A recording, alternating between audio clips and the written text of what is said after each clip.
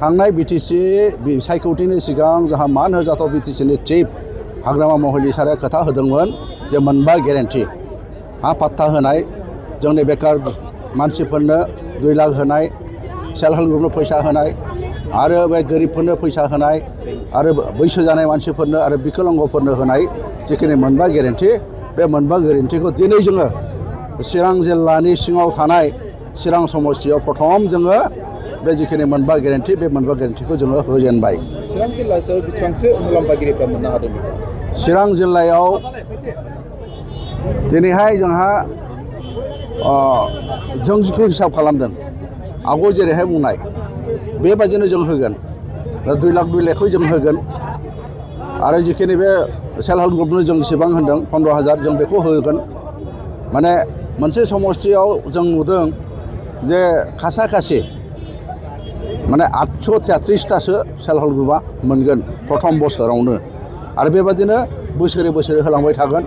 Same बुस्थु एखे बुस्थु माने जोंनि सेंग्रा सिख्लाफोरनो बेखारफोरनो होनायाबो बेनो जागोन। बिदिनो होलांबाय थागोन 2 लाखै आरो जोङो सेल्फ हेल्प ग्रुपनो 15,000 बेखौ होलांबाय थागोन आरो जिखिनि जोंहा आसनि दं जिखौ जों खोथा होदों बे खोथाफोरखौ जोङो माने बोसोरे होलांनानै जों मावफुंनो नाजागोन।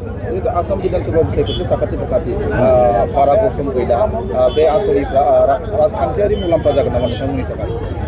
जोंथ' नुदों आरो राजखान्थिनिल' खोथा नङा जे बिटिसि ओनसोलाव जोङो नुदों गोबां जोंहा खामानि मावनांगौ दं, रायजो राजाफोरखौ सहाय खालामनांगौ दं, बेखार मानसिफोरनो जोंहा सुबिदा होनांगौ दं।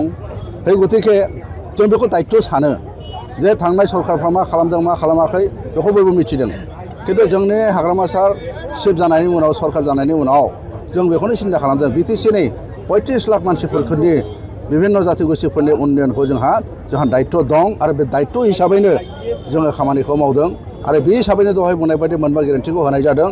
बा इलेक्सनाथ' फैगोन थांगोन खिन्थु जोंनिया दायित्व जाहैदों पाब्लिकफोरनो जों सहाय खालामनाय, पाब्लिकफोरखौ अननाय, उन्नयन खालामनाय बेनि जोंहा थायो।